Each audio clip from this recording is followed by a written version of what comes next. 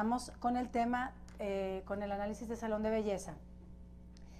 Me voy a ir rápidamente sobre varios temas que quiero cubrir. Yo sé que tengo solo 1 hora y media y quiero dejar un espacio para las preguntas, pero me quiero referir a 2 temas que son muy importantes para entender el imaginario que se trabaja y que incorpora Mario Bellatin. A pesar de su brevedad, este libro es muy rico en alusiones culturales, sociales, filosóficas, morales, etcétera. Vamos a ver de qué manera.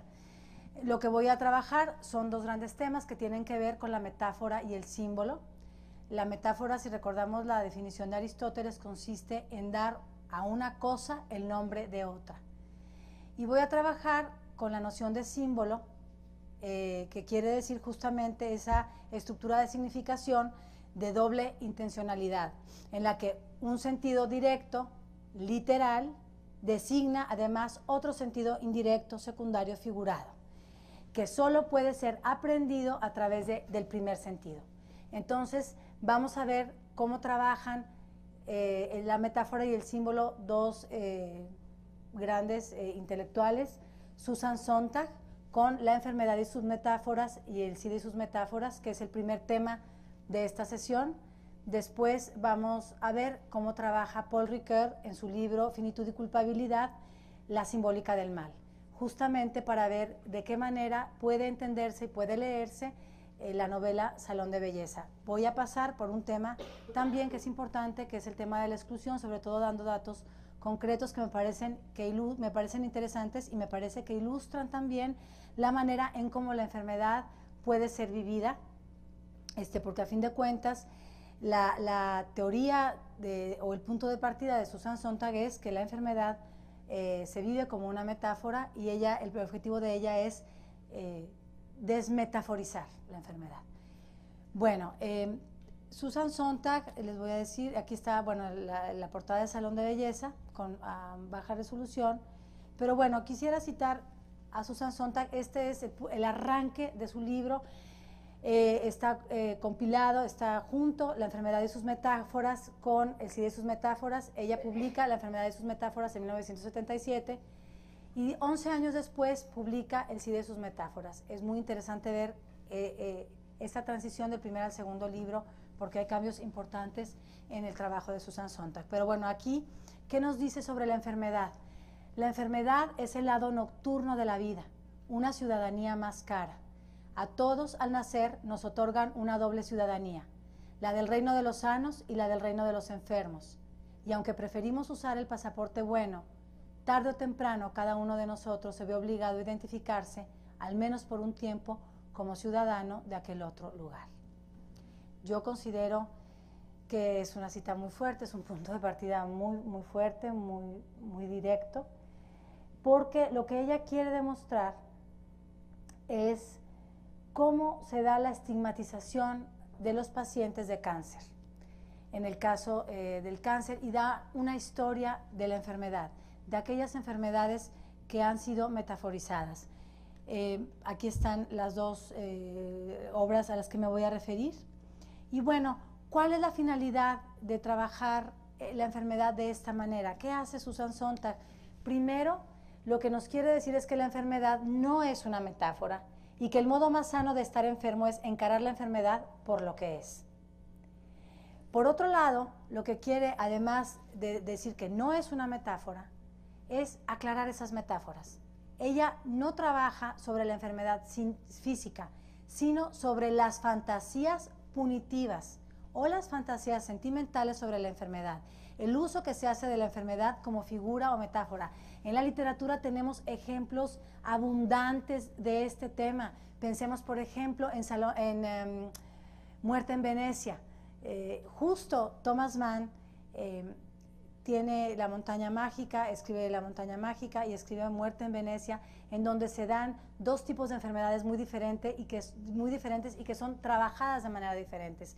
La tuberculosis, por un lado, en La montaña mágica, en donde los pacientes de alguna manera tienen visos de espiritualidad, de un ansia espiritual, mientras que en Muerte en Venecia, pues los invade la peste del cólera. Y vemos cómo esa tiene que ver con algunas pasiones que siente el personaje. Es muy interesante porque hay una metáfora de la enfermedad ahí. Y muchas obras literarias, muchísimas, nos revelan que hay una metaforización de la enfermedad, que hay este imaginario. También Salón de Belleza trabaja con esto, vamos a ver de qué manera. Muy bien, ¿qué nos dice Susan Sontag? ¿Qué quiere hacer? Y cito, calmar la imaginación, no incitarla, no dar significado, propósito tradicional de todo esfuerzo literario, sino privar de significado, aplicar esta vez la estrategia quijotesca, altamente polémica, contra la interpretación, al mundo real y al cuerpo. ¿Qué tipos de enfermedades se prestan más a la metaforización? La historia de la enfermedad es muy interesante porque nos dice que la metáfora es más fuerte a medida que la enfermedad es un misterio. Mientras la enfermedad es más misteriosa, la carga metafórica es más grande. Cuando se va encontrando, se va conociendo más la enfermedad científicamente, se va encontrando soluciones a esa enfermedad, la metáfora se va apagando. Eso es muy interesante. Entonces, justamente estas enfermedades que se prestan más a la metaforización serían las que en su momento han sido terminales, como la tuberculosis, el cáncer, el SIDA, enfermedades consideradas en su momento intratables y caprichosas porque no se conoce su origen muchas veces o no se conoce su curso, su evolución. Enfermedades que son incomprendidas, misteriosas, cuya causa es incomprendida y por lo tanto pues hay una ineficacia en la cura. Son enfermedades que infunden terror y se vuelven moralmente contagiosas. Bueno, La Dama de las Camelias, precisamente pienso en una de muchas novelas. ¿Cómo se viven? ¿Cómo se viven este tipo de enfermedades terminales, incomprendidas o desconocidas? Se viven primero como algo que debe alejarse, algo de lo que uno tiene que tomar distancia. El contacto con el enfermo debe ser distanciado, hay un alejamiento, hay que esconder al enfermo.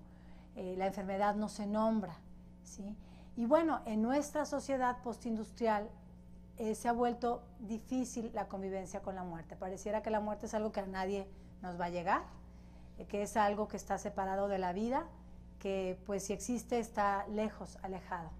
Mientras que en otras épocas de la historia pues nos muestra que la muerte era vivida de otra manera.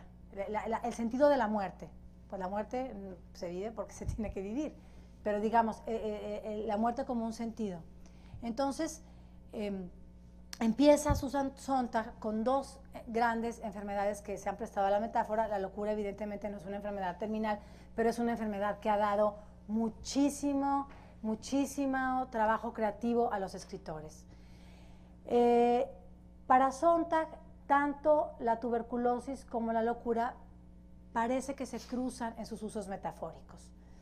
Sí, por ejemplo, nos habla que hay predisposiciones emocionales asociadas a la tuberculosis. Pareciera una enfermedad, la tuberculosis en el siglo XIX, cuando todavía no se encuentra su cura, es una enfermedad adornada de embrujo, índice de una sensibilidad superior, de pasión, de arrebatos espirituales, signo de una naturaleza superior. Hay muchos atributos románticos ligados a la enfermedad, porque además hay una jerarquía, y esto se nos da desde la época medieval, una jerarquía en los órganos vitales, ¿sí? Los órganos, los pulmones, por ejemplo, los órganos superiores, pues nos dan tienen un tipo de connotación diferente al estómago, a los intestinos, a los órganos sexuales. Son connotaciones completamente diferentes. La locura, por otro lado, bueno, con la tuberculosis pareciera que es una enfermedad espiritual, se enrojecen los personajes de repente, es el rubor, etcétera. Mientras que la locura es un vehículo de sentimientos espirituales, de insatisfacción crítica, de lucidez. Hay magníficos ejemplos en la literatura. Pero a ambas, tanto a la tuberculosis como a la locura, les depara el encierro, el exilio, el sanatorio. Es muy interesante en la historia de la enfermedad cómo se trabaja con la enfermedad, cómo se va confinando al enfermo, a ciertos enfermos. Prevalece esto hasta el día de hoy. Bueno, también nos dice Susan Sontag que son malestar, la metaforización tiene que ver con los malestares propios de la época, ¿sí? Y bueno, ya pensando en el cáncer, pues nos dice que hay predisposiciones emocionales asociadas al cáncer. Una diferencia entre su trabajo del 77, de la enfermedad y sus metáforas, y el trabajo del 88 es que ella encuentra que 10 años después la metaforización del cáncer es mucho más leve. ¿Por qué? Porque a lo mejor, porque en una década se ha conocido un poco más la enfermedad. Entonces ha bajado esa fuerte metaforización del cáncer, pero creo que aún ahora, incluso si pensamos en muchos libros de medicina alternativa, se asocia la enfermedad con un malestar espiritual. Y es muy interesante. Bueno, esto es justo lo que trata de atacar Susan Sontag. ¿Y por qué lo trabajo? Porque creo, y creemos Ricardo López y yo, que gran parte de la exposición de hoy proviene de nuestro trabajo juntos. Creemos que también María Belatín coincide con Sontag en este deseo de desmetaforizar la enfermedad. Bueno, voy a pasar rápido lo del cáncer porque no es algo que a nosotros nos interese para analizar el salón de belleza y no quiero que me tome mucho tiempo, pero bueno, se asocia con la represión, con la angustia, con la preocupación, con la vida hiperintensa, ese ciudadano victoriano que estaba lleno de agobios, y bueno, yo creo que son características que todavía vivimos el día de hoy. El mito de la tuberculosis y el mito del cáncer sostienen que uno es responsable de su propia enfermedad. Es una de las problemáticas de estas enfermedades, de estas metaforizaciones de las enfermedades. Da la impresión, nos dice Susan Sontag, de que la sociedad tuviera necesidad de alguna enfermedad para identificar con el mal que culpe a sus víctimas. Entonces, dice Susan Sontag, no solo padeces la enfermedad, eres responsable de ella. Es una doble culpa la que tiene el enfermo. Y es lo que Susan Sontag pues quiere trabajar, porque Susan Sontag trabaja el tema porque ella padece cáncer. Entonces, ella percibe toda la estigmatización de la enfermedad del cáncer y cómo ella la padece y la vive enferma de cáncer. Muy bien, si pasamos al SIDA, que ya de hecho pues es el trabajo posterior de los 80s, que también algunas de las afirmaciones de Susan Sontag ya no son operativas, ya no operan hoy, porque también se ha avanzado mucho en la cura o en el tratamiento del síndrome de inmunodeficiencia adquirida. Entonces también hay algunas cuestiones que no voy a incluir porque creo que ya están, sí, ya no operan el día de hoy, pero sí la aparición en los años 80, sin embargo la metaforización es todavía muy fuerte. En los años 80 su aparición desencadenó una metaforización a gran escala y el SIDA está ligado, y esto recuérdenlo porque lo vamos a ver unos minutos más tarde cuando hablemos del trabajo de Paul Ricoeur en Finitud y Culpabilidad. El SIDA está ligado a la metáfora de la mancha, de la polución, de la contaminación, está contaminado, manchado por su transmisión a través de los fluidos sanguíneos o sexuales, infectados, por supuesto. La diferencia entre la metaforización de estas dos enfermedades, bueno, mientras que el cáncer hace proliferar las células mueren. Con el SIDA, el cáncer, según Sontag, es una enfermedad de espacio, como las células van ocupando un mayor espacio, mientras el SIDA parece ser progresivo, una enfermedad de tiempo. No hay mitología compensatoria en ningún caso. En el cáncer es una enfermedad meramente individual, pero en el SIDA se liga a una enfermedad colectiva de gremio y hace brotar una identidad. Por supuesto que ahora también se cuestiona mucho esto del gremio, pensando, por ejemplo, pues en el continente africano. Es imposible decir que esta enfermedad pertenece solo a que es colectiva.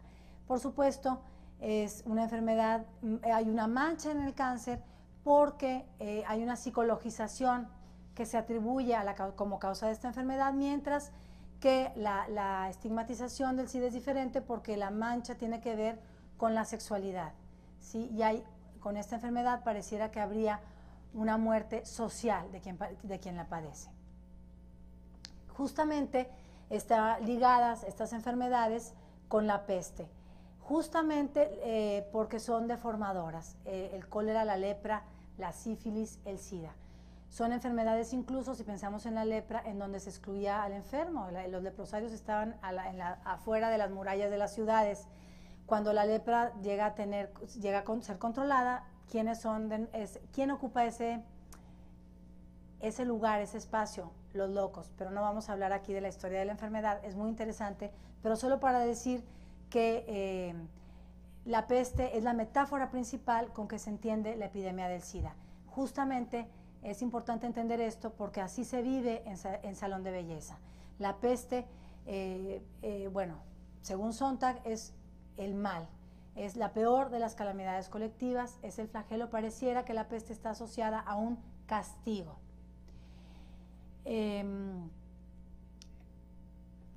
Hay un proceso de culpabilización con relación al SIDA porque aparece de manera premoderna como una enfermedad propia de un individuo, pero también propia de un grupo de riesgo, de una comunidad maculada sobre la que recae el juicio de la enfermedad. La noción de castigo está muy ligada a las enfermedades también. No solo en el caso del SIDA, en el caso del SIDA es mucho más fuerte, pero también a veces en otros casos de otras enfermedades. Bueno, pareciera también que la enfermedad, en el caso del SIDA, viniera de otra parte, es extranjera. Fíjense la noción de extranjero como aparece también en Salón de Belleza. Y existe un vínculo entre la manera de imaginar una enfermedad y la manera de imaginar lo extranjero. Lo extranjero es aquello que es diferente a mí, es lo otro, ¿verdad? Lo malo tiene que ver con lo otro. Bueno, casi ya concluyo con este apartado, pero quiero insistir en el procedimiento de Susan Sontag en sus dos ensayos. Nos dice Susan Sontag: siempre vale la pena cuestionar el viejísimo proceso por el cual las enfermedades adquieren significados e infligen estigmas. No se ahuyenta las metáforas con solo abstenerse de usarlas. Hay que poner en evidencia las metáforas, hay que criticar las metáforas, castigarlas y desgastarlas. Es la única manera de que pierdan esa densidad, esa fuerza. Y como ejemplo traigo un poema. Hijo, claro, ¿lo pueden leer? Bueno, pues lo voy a leer yo. Es un poema de Harold Pinter que se llama Células cancerígenas, y es un ejemplo en donde la enfermedad no es metaforizada, es enunciada como lo que es. Tal vez es un poema brutal, pero nos indica los avances en el conocimiento de la enfermedad, que así deja de ser descrita como la describe, deja de ser un misterio. Dice, la célula, bueno, se titula Células cancerígenas. Dice, las células cancerígenas son aquellas que han olvidado cómo morir. Enfermera del Hospital Royal Marsden. Han olvidado cómo morir y de ese modo prolongan su vida asesina. Mi tumor y yo luchamos con todas nuestras fuerzas. Una doble muerte está, espero, descartada. Necesito ver la muerte de mi tumor, un tumor que ha olvidado la forma de morir y planea sustituir su muerte por la mía. Pero yo sí recuerdo cómo se muere, aunque todos mis testigos estén muertos. Y recuerdo que hablaban de tumores que les volvían tan ciegos y tan mudos como habían estado antes de que apareciese la enfermedad que les trajo el tumor. Es posible que las células negras se sequen y mueran, o tal vez canten alegremente y se salgan con la suya. Se reproducen tan silenciosamente día y noche que no reparas en ellas, nunca te avisan. Bueno, ahí está un ejemplo que es durísimo, pero es muy interesante. He repasado rapidísimamente el tema de la metaforización de la enfermedad, trabajado por Susan Sontag, y voy a pasar a hablar de la simbólica del mal, pero antes quisiera hablar de un tema que liga la metaforización de la enfermedad con la simbólica del mal, y es la exclusión. Justamente nos dice Susan Sontag, toda una política de la voluntad, de intolerancia, de paranoia, de miedo a la debilidad política se ha aferrado al SIDA. ¿Qué se ha aglutinado en torno al SIDA en las políticas públicas, por ejemplo? Sería muy interesante hacerse esa pregunta. Algunos se la han hecho, por ejemplo, Silvia Conde, del Instituto Federal Electoral, quien publicó una investigación muy interesante que tiene que ver con las competencias democráticas, ¿sí? Porque la práctica de la democracia se puede apreciar a través de las actitudes y opiniones que la ciudadanía tiene respecto de muchos valores. Voy a hablar solo de uno, como la pluralidad y la tolerancia. El respeto a la diversidad alude a la comprensión de la existencia de los otros y el desarrollo de la capacidad de convivir de manera respetuosa y armónica, tanto con la gente que es igual, con los iguales, como con los diferentes. La diversidad, nos dice Silvia Conde, es un rasgo característico de la naturaleza humana. ¿Y cómo se representa? Pues en las diferentes maneras de ser físicamente, de pensar y de sentir. ¿Cómo en una encuesta, es muy interesante que ella hace, cómo se presenta esta respecto a la diversidad? La pregunta fue muy sencilla. ¿Estaría usted dispuesto a permitir que en su casa vivieran personas de otra raza, con ideas políticas distintas a la suya, de otra religión, enfermos de SIDA y homosexuales? Es muy interesante. La respuesta es en México, es la población mexicana.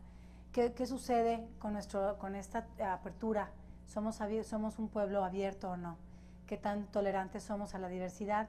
Y sobre todo lo que tiene que ver con diversidad sexual, pues tenemos mucho, por lo que dicen los números, por lo que dicen las cifras, es muy interesante cómo hay un trabajo que hacer ahí. ¿Qué nos dice Silvia Conde? La discriminación está ampliamente extendida en nuestro país. El 90% de la población de México puede ser sujeto de prácticas discriminatorias o de exclusión, ya que cuenta con una o más de las causales de discriminación: ser joven, ser viejo, ser mujer, ser feo, ser indígena, ser homosexual, ser gordo, ser protestante, ser judío, ser pobre, ser desempleado, ser miope, moreno, discapacitado, inteligente, enfermo de SIDA, y así nos vamos. Hay muchas características pues, en las que se adjudica una metaforización de alguna manera, se le adjudica un sentido que no tiene. Pasemos ahora sí a la novela que nos ocupa el día de hoy, a la que nos vamos a concentrar, que es Salón de Belleza. ¿Qué nos dice Mario Belatini en una entrevista? Porque él insiste, bueno, jamás, ustedes se dan cuenta, se menciona la palabra SIDA, hay palabras que no están mencionadas ahí, y nos dice, bueno, yo quería dejar un margen para que hubiera una serie de interpretaciones y que alguien pudiera opinar que esto que yo describo es una parte cruda de la realidad, hasta que otra persona pueda decir, bueno, es una parte absurda o una parte humorística de la realidad.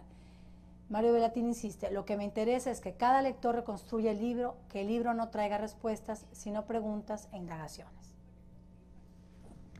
Vamos, bueno, la idea es que esta novela sea trabajada, bueno, proponerla a través de la óptica de Paul Ricoeur, cómo la novela trabaja con esta noción, con estas metáforas, con el símbolo de la enfermedad. Aunque aquí no se menciona, puede ser de la enfermedad, de la peste, de cualquier enfermedad, de cualquier estigma, enfermedad que es estigmatizadora.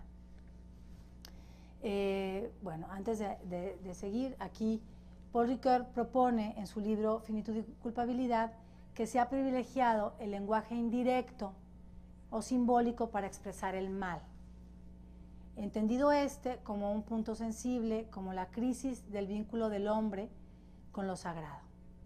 Entonces se define como aquello que está prohibido y que, si es transgredido, anticipa la desdicha.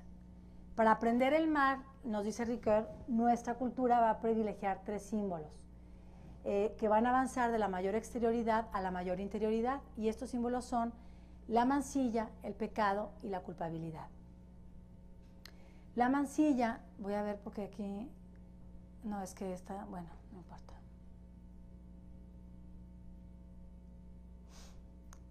Muy bien. La mancilla es un acto que desencadena un mal, una impureza que actúa dinámicamente, mágicamente. Es el punto de partida, es la puerta de entrada al rompimiento con lo sagrado. La mancilla tiene relación con lo impuro al remitir a algo material que se transmite por contacto o contagio y se hace evidente a través de la enfermedad, del pecado, del fracaso o de la muerte. En este sentido, la mancilla está estrechamente vinculada con enfermedades de carácter sexual, Esto es muy importante y lo señala Paul Ricoeur, y de hecho voy a citar a él. Ricoeur dice, las prohibiciones del incesto, la sodomía, el aborto, las relaciones en tiempos y en espacios prohibidos son tan fundamentales que la inflación de lo sexual es característica del sistema de la mancilla, hasta el punto que entre la sexualidad y la mancilla parece haberse establecido desde tiempos remotos una complicidad indisoluble. De hecho, Paul Ricoeur va más allá al afirmar que la mancilla sexual es lo impuro por excelencia. El tabú consiste precisamente en el conocimiento de la prohibición y castigo que conlleva romper con ella. Se ha establecido culturalmente una relación entre la transgresión de lo prohibido y su consecuente sufrimiento. Entonces, si yo transgredo algo, si hay algo prohibido y yo lo transgredo, esto me va a causar dolor, esto me va a causar sufrimiento, y esto es un síntoma de la mancha, un síntoma de la mancilla. El castigo solo está encaminado a eliminar la mancilla y también a restaurar el orden perdido. Pareciera como si la transgresión alterara un orden que tiene que ser restaurado a través de la expiación. Es muy interesante toda la simbólica a la que alude Ricoeur, esta primera, que es la mancilla, que es el símbolo más exterior del mal. Hay también una correlación entre la enfermedad física y la indignidad moral, que debe suprimirse con el rito de la purificación. Por último, también la dimensión simbólica de la mancilla solo es posible a través de la palabra, porque es en el lenguaje donde se va nombrando lo puro, lo impuro, y los ritos que restauran la pureza de algo que ha sido manchado. Esto, acuérdense de algunos ejemplos, hay ejemplos muy claros en el Salón de Belleza que vamos a ver. Vamos a ver más adelante esta evidencia de la relación de la mancha, ¿sí?, con el ejercicio de la sexualidad, que aparece en Salón de Belleza, e incluso también algunos ritos de purificación. De hecho, hay varios ejemplos en la novela. A diferencia de la mancilla, el pecado tiene una dimensión religiosa, la mancilla no. Es el símbolo más exterior del mal. El pecado sí tiene una dimensión religiosa porque implica que hay una relación personal con lo sagrado, a través de una alianza previamente establecida. Entonces, ¿qué pasa con este pecado? El pecado es una materialidad que lesiona el vínculo con Dios y se experimenta como una fuerza que se apodera del hombre. Y esta materialidad exige un simbolismo muy distinto al de la mancilla, ¿sí?, porque la mancha tiene que ver con la impureza, la mancilla tiene que ver con lo impuro, pero el pecado tiene que ver con una relación que ha sido dañada. Esta relación con Dios ha sido dañada. Si la mancilla dice, con el lenguaje directo de la infección, es decir, el símbolo de la mancilla y la infección, lo impuro, ¿sí?, el pecado se alude con el lenguaje indirecto, con el símbolo del cautiverio. Estoy preso, estoy aprisionado en mis pecados, pero también con el camino. Me he desviado de mi camino. Hay una metáfora del camino muy clara en relación al pecado. Bueno, me estoy pensando en Hillary Clinton y su relación México-Estados Unidos. Creo que estamos en temas muy diferentes, pero bueno. Para Ricoeur, en el pecado, las relaciones de contacto, sí, de contagio, que tienen que ver con la mancha, son sustituidas por relaciones de orientación. La relación con Dios es esta metáfora del camino. Si esta relación se rompe, pues el individuo se ha desviado del camino correcto. Y es muy interesante porque hay algunas palabras, y esto lo discutíamos, Ricardo y yo, bueno, la rectitud, lo recto, ¿no? Y cómo se usa en la novela. Hay dos ocasiones, una sobre todo en que esta palabra es usada, pero bueno, es muy interesante. ¿Qué pasa con el arrepentimiento? Pues el arrepentimiento trae consigo la metáfora del retorno. Se restaura este rompimiento con esta relación divina. El retorno se reviste como el arrepentimiento de Dios. Me arrepiento, vuelvo al camino que dejé, ¿sí?, del que me desvié. Bueno, El último, digamos, en esta relación, en esta gradación del mal que va de la más exterior, que es la mancilla, pasamos a lo más, al que tiene una mayor interiorización, que es la culpabilidad. La culpabilidad es el tercer y último símbolo que nos da Ricoeur, que trabaja Ricoeur para aprender el mal. A diferencia de la mancilla, la culpabilidad, pues obviamente se encuentra en el extremo de mayor interioridad con relación al sujeto. ¿Qué entiende Paul Ricoeur por culpabilidad? Una subjetivación del pecado. El pecado, nos dice Paul Ricoeur, tiene una dimensión real, fáctica, de un rompimiento entre un sujeto y su divinidad. Se aleja del camino señalado.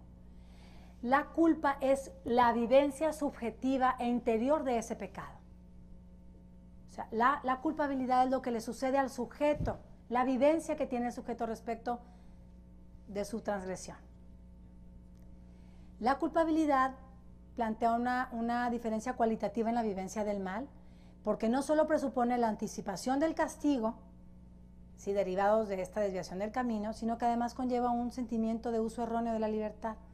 Entonces, el sujeto se ve reducido su valor frente a su propia mirada, porque la culpabilidad no es más que pura subjetividad, es la vivencia subjetiva de esa transgresión.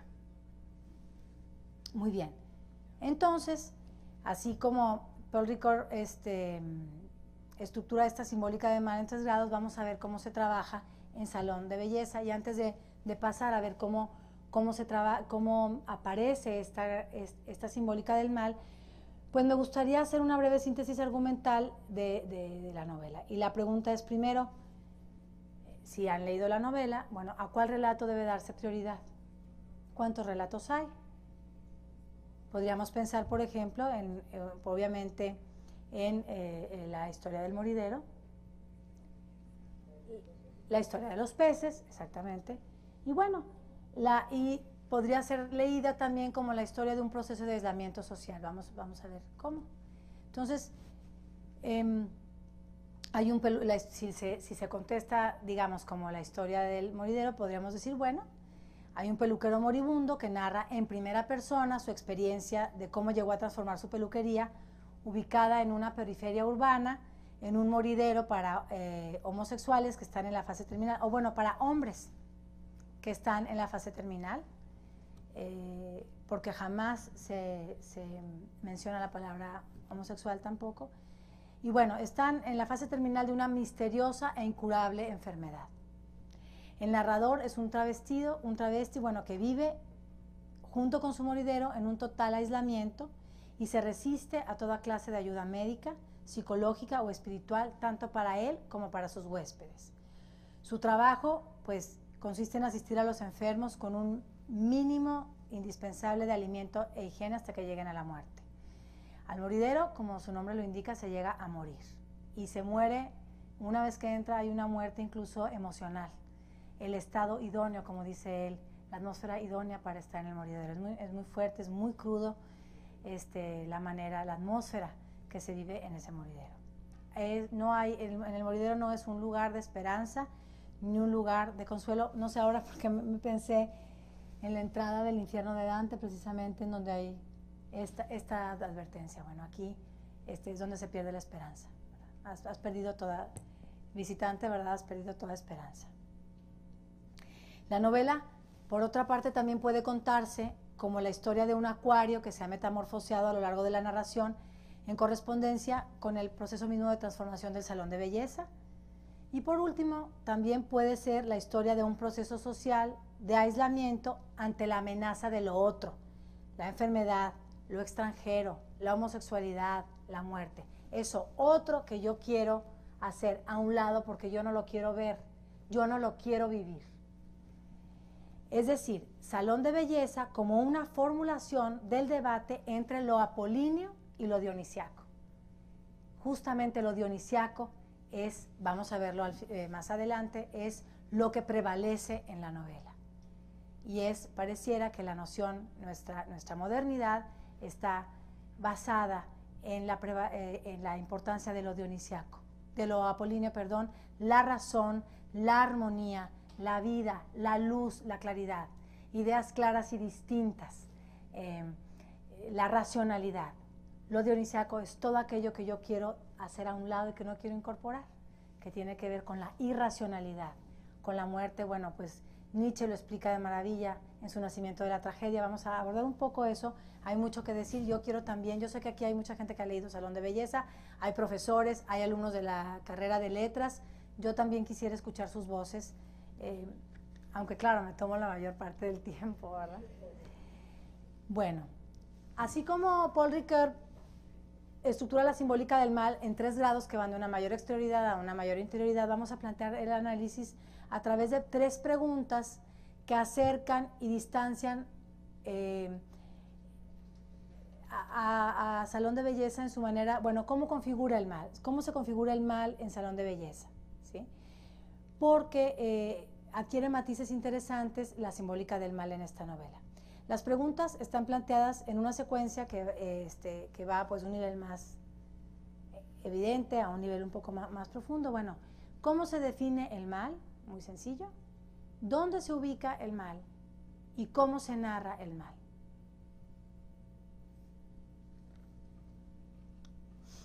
Espérenme porque...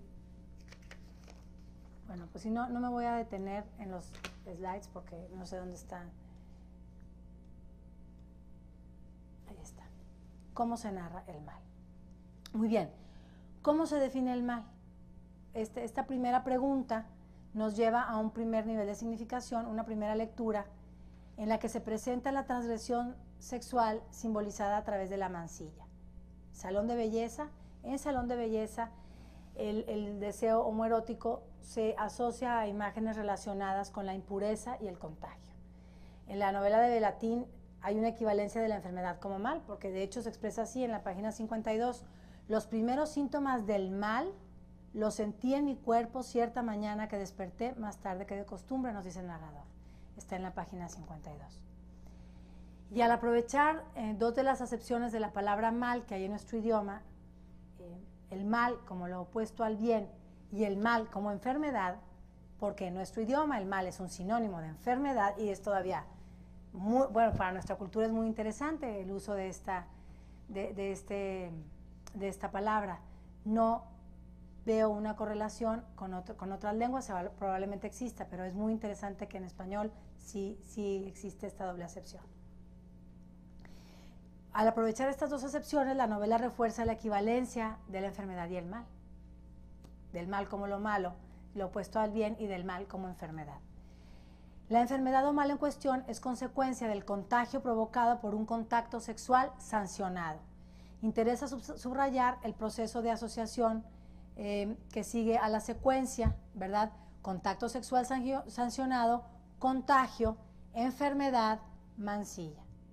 Entonces, en Salón de Belleza, la novela nos insiste en que esa enfermedad es la materialidad del mal y se manifiesta como mancilla e impureza en 2 niveles. Primero está la manifestación física de la enfermedad, la mancilla, la mancha como una concreción literal del mal.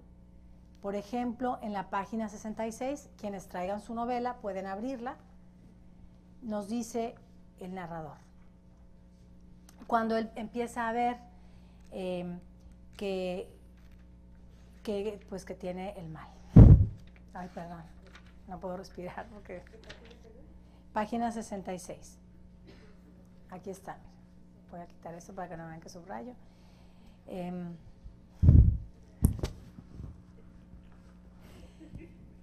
honor a la verdad, debo decir que las heridas que aparecen en mi cuerpo, deja quito esto, ahí está.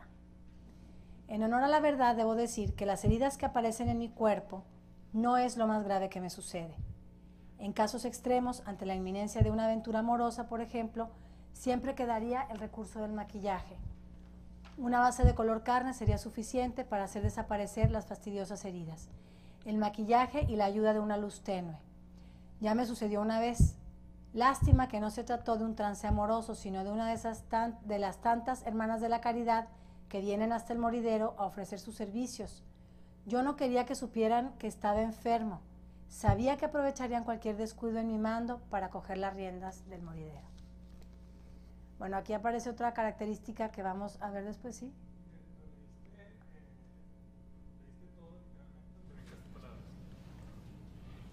No, lo que pasa es que tenemos aquí... Tengo distinta edición. A ver.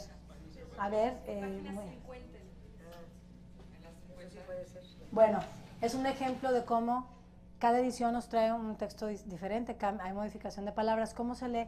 ¿Hay un micrófono? Quisiera ver la diferencia, pues es interesante de una vez estar en este laboratorio.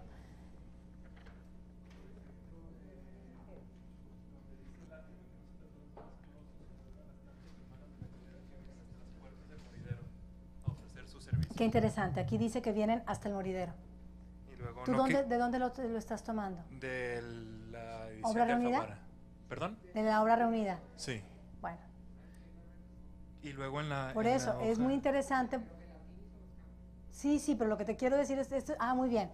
Este es un ejemplo, era Ricardo Ayaca que decía que la obra reunida es una revisión de esta, Velatín hizo los cambios, que este es un ejemplo clarísimo de lo que hablaba en la primera sesión, que no hay un texto definitivo.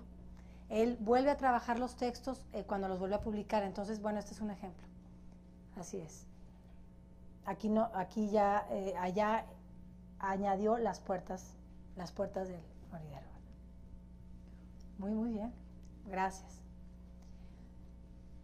La mancha, entonces, pues es esta señal que permite a todos identificar el mal en alguien y tomar las medidas necesarias para erradicarlo. Evidentemente ya esto, por ejemplo, pues eso ya no opera tampoco con el SIDA, con los avances de los tratamientos, pues no hay esta cuestión necesariamente de la evidencia de la mancha, así, entendida.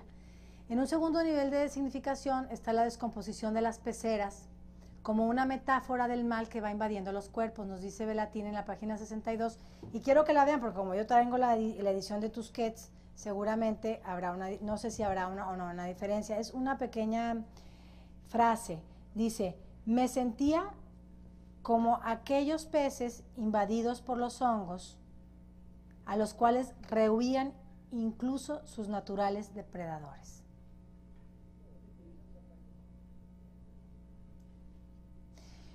Como señala Paul Ricoeur, la simbólica de la mancilla está estrechamente ligada al rito de la purificación. La mancha debe de limpiarse para restaurar el orden. En la novela, el fuego es el medio de purificación, ya sea para eliminar a los sujetos que han sido tocados por el mal, para destruir las pruebas de la transgresión, incluso la manera en cómo el narrador imagina que puede incendiar todo el moridero para que ya todo el mundo desaparezca. Es en la página 34, 35 de mi edición. Claro, yo tengo las obras reunidas, pero pues me traje este porque es mucho más ligero. Dice, la campaña que se desató en el vecindario fue bastante desproporcionada. Aquí está. Cuando la gente quiso quemar el salón, tuvo que intervenir hasta la misma policía. Los vecinos afirmaban que aquel lugar era un foco infeccioso, que la peste había ido a instalarse en sus dominios. Se organizaron y la primera vez que supe de ellos fue porque una comisión apareció en la puerta con un documento donde los vecinos habían firmado una larga lista. Pude leer que pedían que desalojáramos el local de inmediato y que después la junta que habían formado se encargaría de incendiarlo. Creo que como un símbolo de purificación. Evidentemente Velatín trabaja muchísimo, es un texto que trabaja de manera muy consciente con las connotaciones culturales pues, de la enfermedad en este caso. Y en ese sentido pues es muy clara la idea de acudir a estos ejemplos, me parece pues, lo más evidente, ¿verdad? El rito de purificación para restaurar el orden y para limpiar esa mancha. Muy bien, ¿cómo se configura el mal? Como algo que se detecta a través de una evidencia física simbolizada por la infección. Para su erradicación es necesario identificarlo y aislarlo. Interesa señalar esta necesidad muy clara en la novela y en otras también de marcar fronteras, porque esta novela juega constantemente con las nociones espaciales, dentro, fuera, como veremos más adelante al responder la pregunta siguiente sobre el espacio donde se ubica el mal. Dentro, fuera, ¿qué hora es? Ok, tenemos tiempo. Ok, 2:23, muy grave. Sí. Es interesante notar que estos otros sujetos marcados también hacen uso de la purificación para borrar las huellas de la transgresión, que en este caso representan la quema que hace el protagonista de la indumentaria que utilizaban él y sus compañeros cuando llevaban una vida sexualmente activa. No sé si recuerdan esa parte, y es justamente, ¿cuándo lo hace? A ver, el micrófono a la audiencia. ¿Cuándo quema su ropa el personaje? ¿En qué momento de la historia? Así es. María, pues, ahí te va, Mercedes te va a dar el micrófono. Cuando se da cuenta que está enfermo, ¿no? O sea, inmediatamente también hace su proceso de purificación, igual que los vecinos con el moridero querían purificar también. Así es, así es. Entonces, vamos a leer el ejemplo, pero justamente es al entender que él ha sido contagiado, que está manchado, quema su ropa del pasado. Vamos a ver en la página 54 de lo que a mí me corresponde, de la edición de Tusquets, en la obra reunida, si alguien me quiere decir en qué página estamos. Bueno. ¿Dónde está? Aquí. Bueno, casi de inmediato, vamos a empezar desde el principio. Casi de inmediato, 15 días después a lo sumo, mi fuerza corporal empezó a disminuir levemente. En ese entonces ya estaba dedicado por completo al moridero, pero me reservaba uno que otro día para salir a divertirme. A veces una visita a los baños y otras hasta las calles, vestido con las ropas que me habían dejado mis compañeros fallecidos. Pero repito, no era una actividad sostenida. Lo hacían muy de cuando en cuando, mas al descubrir las heridas en mi mejilla, las cosas acabaron de golpe. Llevé los vestidos, las plumas y las lentejuelas al patio donde está el excusado e hice una gran pira. Olió horrible. Parece que había muchas prendas de material sintético, porque se levantó un humo bastante denso, etcétera, etcétera, etcétera, etcétera. Bueno, entonces aquí vemos claramente cómo las ropas de mujer son el indicio que permite establecer la secuencia que va del contacto sexual sancionado a la mancilla y a la purificación. Y la purificación aparece como una constante a lo largo de la novela, porque el moridero es un lugar infectado, sujeto a pequeñas actividades asépticas. El narrador se muestra preocupado por el estado de los acuarios y se deshace de los peces enfermos, muertos o indeseables. Ese es un ejemplo. Se encarga de disponer de los cadáveres y quemar su ropa. Hace piras con la ropa que van dejando los enfermos. También elimina los desechos de los moribundos, quema las prendas, como que es la secuencia que leímos, que le recuerda su vida sexual. Incluso imagina, como lo dije, un gran incendio, una gran inundación que borre la existencia del moridero. La enfermedad claramente asociada a lo impuro demanda este tipo de respuesta del narrador personal.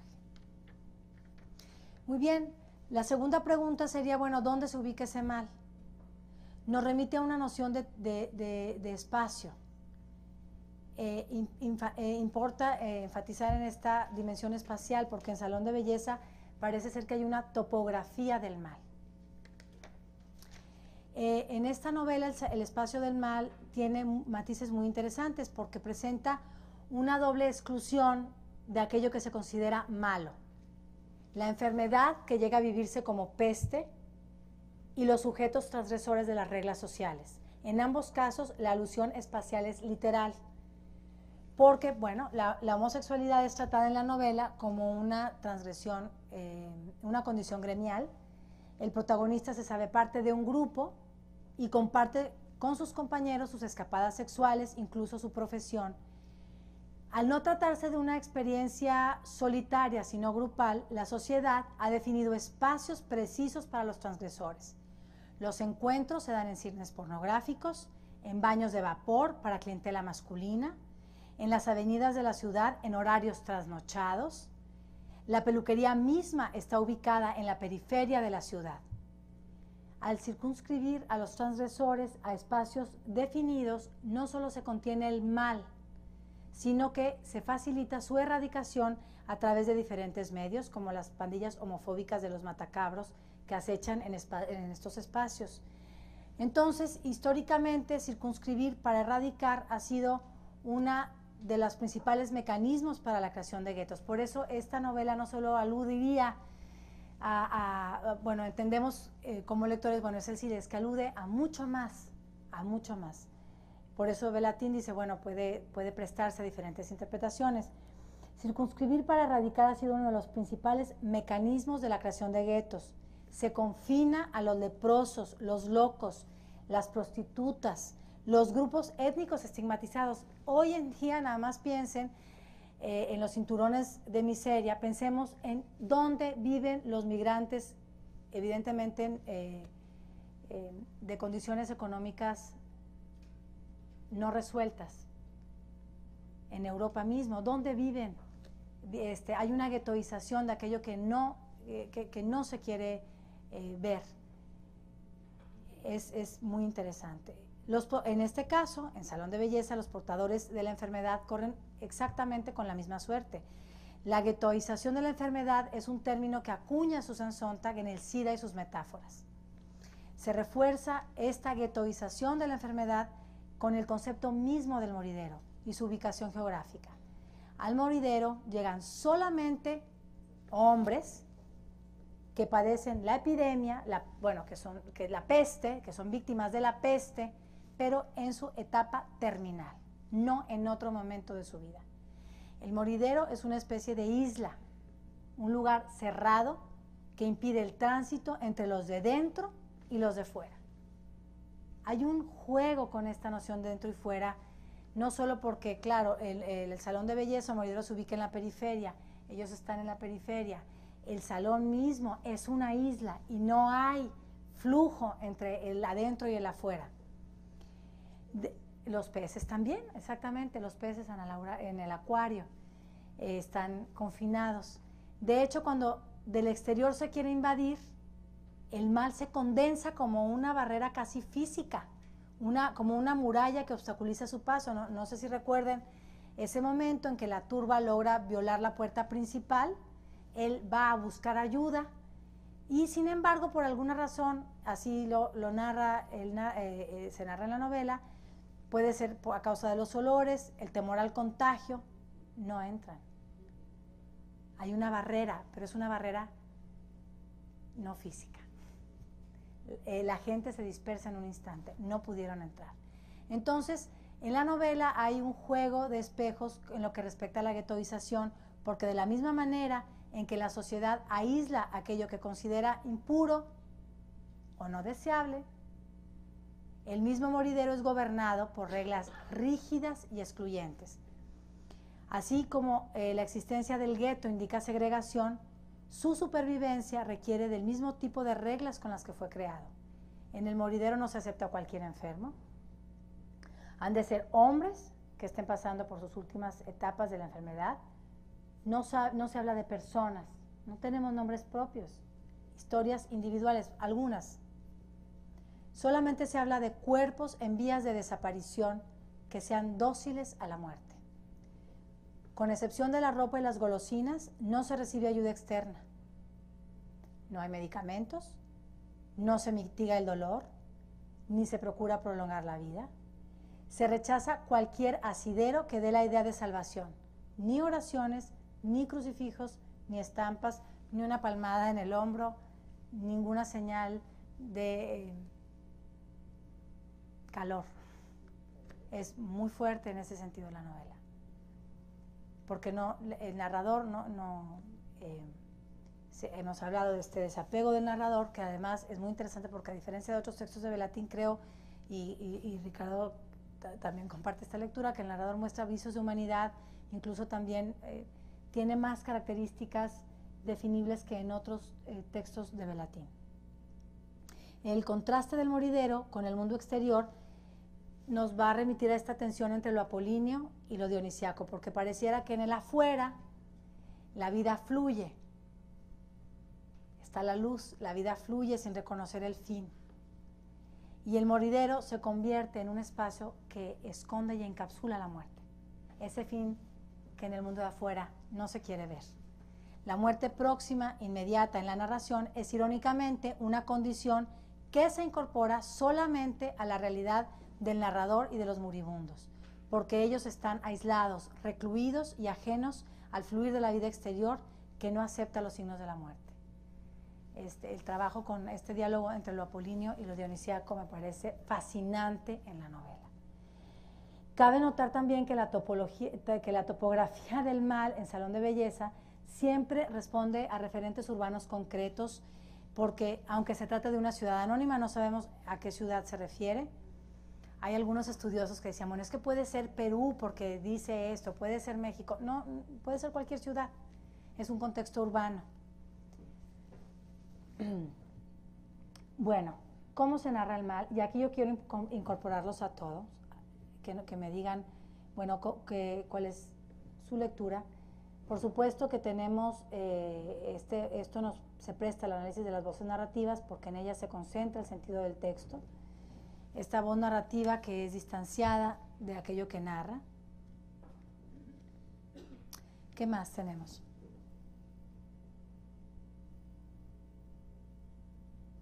Perdóname, pero cambié el orden. ¿Cómo es el tono? Y este efecto de objetividad. Bueno, hago las preguntas y quien quiera hablar, adelante, sería muy interesante escucharlos. Pero bueno, tenemos este efecto de objetividad, un narrador distanciado de lo que narra, tan distanciado que este acto de caridad, que sería pues acoger a estas personas a que tengan una muerte acompañada, es por otro lado frío. Tiene una actitud en donde se despoja de todo sentimiento de una compasión mucho más afectiva. A ver acá, espera.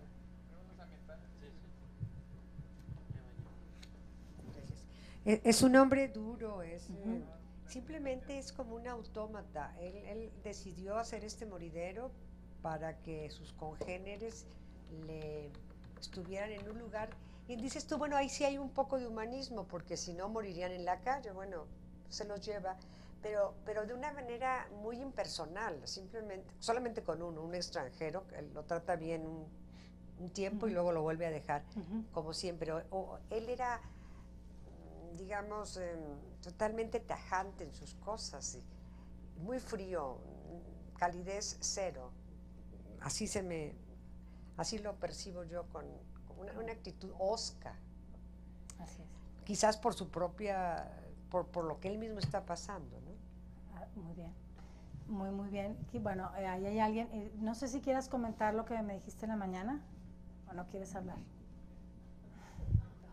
Perdón por forzar a la gente, pero bueno, aquí hay una persona, una chica, y luego si quieres tú, Ricardo. Pero bueno, porque lo que dice Rosy se relaciona con lo que tú comentabas esta mañana.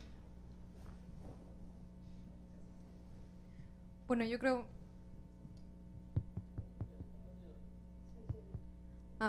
yo creo con respecto de nuevo a esta actitud de mácula y de mancha, ¿no? Que es, bueno, para mí, o como yo lo veo, como una inversión del contagio, ¿no? No solo está concatenado como esta comunidad bien exclusiva de gente con condiciones, pues obviamente de marginalidad, que van más allá de la marginalidad espacial, sino que pues también son con esta condición enferma, de SIDA, que tienen la mácula de la homosexualidad, y que de alguna manera actúan como chivo expiatorio, ¿no? de todas estas condiciones que quieren ser rezagadas por cierta sociedad, ¿no? Por cierto grupo, ¿no? Al ser los otros, y que de alguna manera no solo es un contagio que se teme entre esa comunidad o de esa comunidad hacia los demás, sino que es algo que, bueno, como yo lo siento, que se va permeando, ¿no? Que de alguna manera la manera que ellos encuentran, o que el narrador encuentra de expiar esa culpa o esa mácula, es alejándose o aparentar esta distancia, ¿no? Como que ese contagio de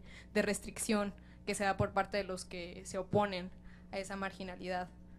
Bueno, yo así lo siento. Muy interesante. Pues, muy interesante.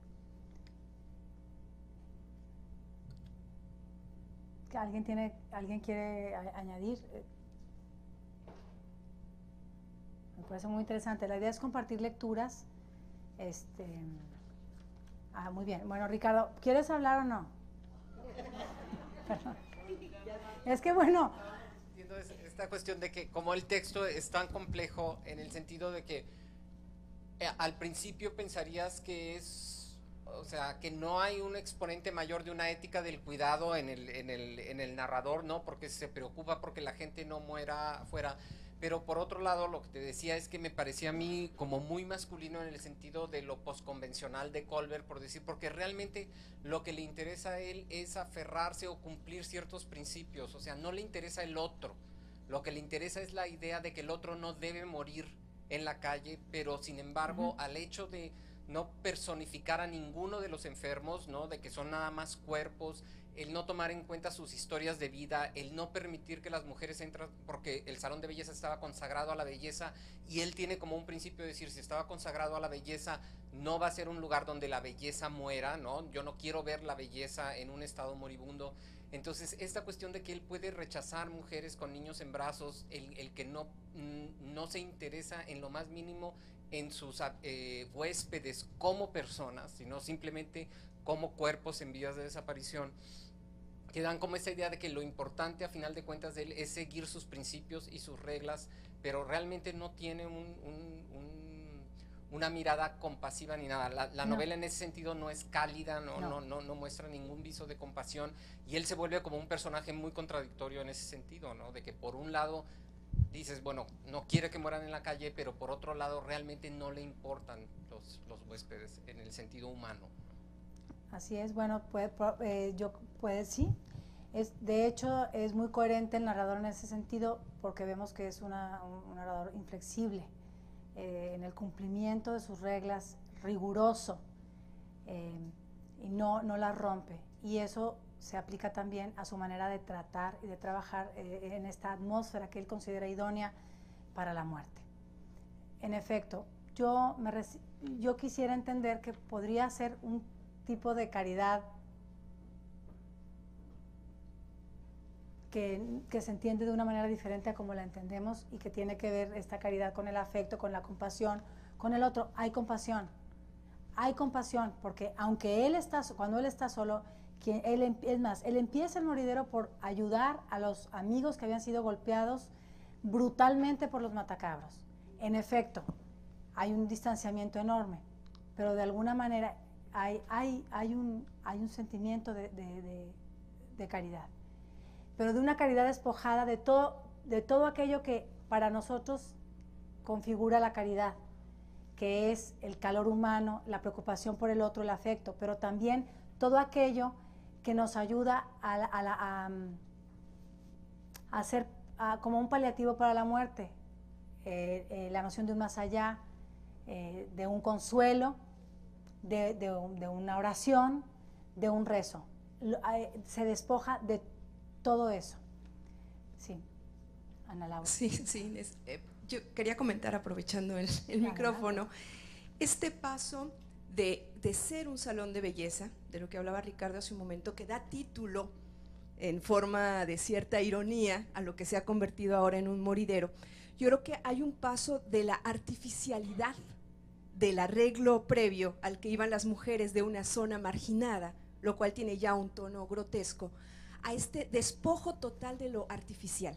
En esa cita que tú nos dabas, el lugar donde quema las ropas, las quema en el excusado, ¿no? Donde se van los desechos, y además resulta que son tóxicas, es decir, que estaban hechas con fibras sintéticas, o sea, con lo artificial.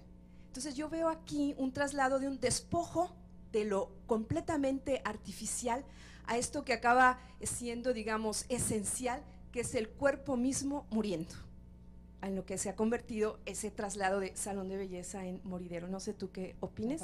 Me parece muy interesante y creo que ayuda mucho a entender justamente esta noción de despojo de la metáfora, ¿sí? Despojo de todo aquello que se le va añadiendo a ciertas etapas de la vida, la enfermedad o la muerte. Él despoja completamente de sentido estos procesos. Así es, hasta ser lo natural, pero lo natural es la naturaleza precultural, es decir, solamente cuerpos en vías de desaparición, nada más. Por eso en eso también se acerca a lo dionisiaco. ¿Alguien allá quería hablar usted? Adelante. Sí. Acerca del personaje, retomando la comparación que hizo al principio de su plática sobre la muerte en Venecia de Thomas Mann. En una entrevista que acabo de releer de Julio Cortázar, habla de Thomas Mann y dice que sus personajes son esos grandes intelectuales, especialmente en una obra como Muerte en Venecia. Y en este caso, el Salón de Belleza no se trata de un gran intelectual, se trata de una persona pues normal, un tipo... Así es. Sí, un tipo normal. Entonces, pero creo que en esas partes al final, cuando empieza a decir acerca de las ideas que tiene para hacer con el Salón de Belleza, en esas partes podemos reconocer a algún tipo de artista hablando, como cuando dice que quiere convertir el Salón de Belleza en un gran acuario. Eso lo puedo imaginar como algo que a Belatín se le ocurrió y que a lo mejor lo piensa hacer en algún momento, porque, por ejemplo, y eso nos dice algo acerca del personaje asociándolo con un artista, como las definiciones que da Ortega y Gasset en la deshumanización del arte, cuando dice que un hombre se está muriendo y está su esposa ahí, está el doctor, está un periodista y también está un pintor, y el pintor es el que está más separado de todo, y de esa manera también este personaje está igualmente separado de lo que le está sucediendo, pero está viendo algo estético y también algo que lo que acaba de decir, que es precultural, algo que es lo que el arte moderna trata de hacer. Se trata de olvidar del romanticismo y del realismo del siglo XIX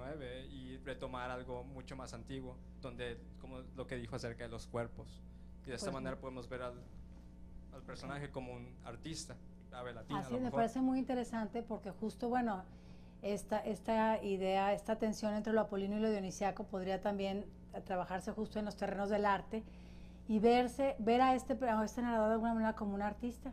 Así es, y la belleza, no solo la belleza física de las mujeres, ¿no? Y la transformación de las mujeres ¿no? de seres desesperanzados, como lo menciona, a mujeres bellas, los acuarios, como los va transformando, una serie de mutaciones y transformaciones que después van a ser mucho más violentas, extremas en su obra. Pero bueno, puede ser muy interesante la cuestión de la artificialidad, la cultura y el arte, y cómo puede leerse en Salón de Belleza.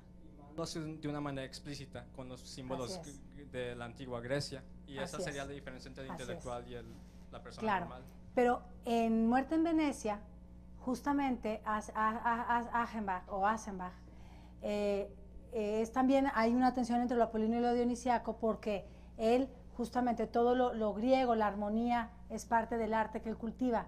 Pero ¿qué pasa cuando empieza a ver a Tadzio? Empieza a soñar. ¿Y qué sueña? Sueña con una selva agreste, sueña con una naturaleza que no ha sido tocada por el ser humano, ¿sí? Justo es como lo dionisiaco, aquello irracional que él ha estado escondiendo, que él ha estado evitando, aparece en su inconsciente con esos sueños, con el deseo de ese chico.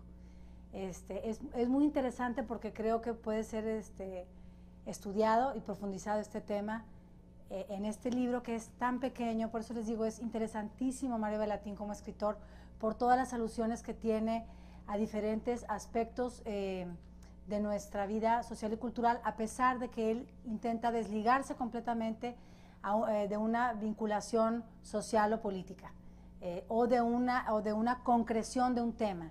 Dice, yo no hablo del SIDA, yo no hablo de los enfermos de SIDA, son ustedes los que dicen que de eso se trata. Pero es muy interesante porque este Salón de Belleza fue adaptado al teatro.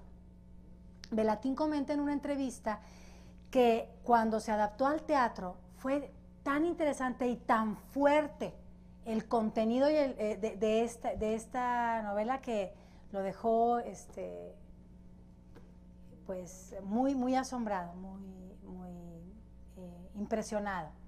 Entonces, ¿qué quiso decir con esto? Bueno, a lo mejor la adaptación al teatro dio este sentido que es muy claro para nosotros los lectores cuando lo leemos, este sentido concreto, ¿no? del SIDA como una epidemia o una peste, cómo se vive, cómo se da un proceso de aislamiento social a los otros, a cualquiera, a los otros, la guetoización de aquello que es diferente de la norma. María quería hablar, ¿verdad, María? Voy a comentar eso que decías de los sueños. En el texto hay un sueño de él que me parece muy interesante, que es el sueño donde no lo reconocen los compañeros, que también tiene que ver con eso de que ya forma parte de los otros y por lo tanto no lo pueden reconocer los compañeros, ¿no? Y pero bueno, y la otra... Perdón, es muy interesante tu observación, porque ese sueño es una constante, los sueños son una constante de la obra de Belatín, y fíjate que es ese sueño. El personaje se sueña como un hombre viejo en el cuerpo de un niño. Entonces hay una serie de transformaciones, de transmutaciones del personaje constantemente. Es hombre, se viste de mujer, se va transformando su cuerpo, se sueña como un hombre en un cuerpo de un niño, o un viejo en el cuerpo de un niño, o un niño en el cuerpo de un viejo, y eso es una constante en el universo belatiniano. Perdón, continúo. Pintura de Frida Kahlo, incluso hay también esos de que se pinta con cara de adulto pero cuerpo de niña. Diego Rivera hace lo mismo, o sea, en pintura hay mucho de eso también. Okay. Pero no, iba a comentar que lo de las mujeres del salón de bellezas me hace muy padre porque él dice que la mayoría eran mujeres viejas o acabadas por la vida. O sea, vaya, no había belleza, ¿verdad? O sea, está muy interesante esta cosa de que quiere como resarcir las vidas de estas mujeres igual que la de los enfermos. O sea, aunque es un proceso diferente, se me hace muy similar lo que hace con el moridero y lo que hacía antes con las mujeres viejas y acabadas que viven en la periferia y que llegan a ese salón de belleza. Fíjate que me parece muy interesante tu observación, porque entonces el salón de belleza y el moridero cumplen la misma función, exactamente igual, ¿verdad? Que es inútil. Bueno, que es la gratuidad y grotesca también. Creo que, bueno, porque me dicen que hay poco tiempo, pero bueno, que hay una voluntad clara de mantenerse distanciado de aquello que narra, de no enjuiciar, de no moralizar. Belatín maneja diversas estrategias que alejan al narrador de ese tono trágico esperado en este tipo de relatos y se aleja de la subsiguiente reflexión moral cuando se aborda el tema de la muerte propia y ajena. La ausencia de referentes concretos para lo relacionado con el moridero, en contraposición con el detalle que utiliza para describir el mundo de los peces, aunado a este estilo lacónico, preciso, sobrio, pues dan un efecto de imparcialidad de la voz narrativa. No sé si alguien quiera hablar, pero bueno, me parece muy interesante justo esta tensión entre lo apolíneo y lo dionisiaco siendo la pasión, el cuerpo, la oscuridad, la negación de la individualidad, el caos.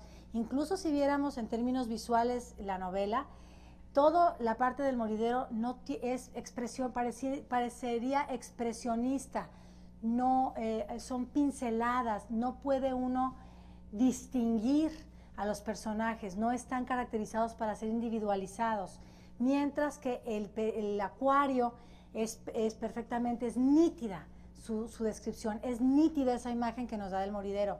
Me parece muy interesante esta serie de contrastes con los que juega Mario Belatín. Y vamos a ver cómo en la sesión de mañana, que vamos a centrarnos en el gran vidrio, pues hace cosas diferentes. Yo creo que todas sus estrategias narrativas las va puliendo y trabajando más,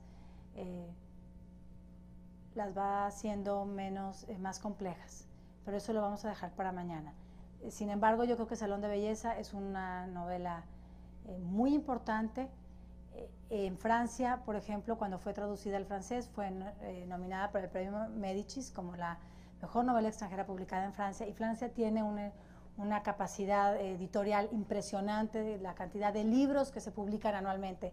Para que Salón de Belleza haya sido finalista de este premio, quiere decir que realmente tiene una calidad impresionante y tiene muchos lectores en el mundo. Es un libro que nos atrapa, aunque su mundo sea un mundo difícil de soportar, ¿verdad?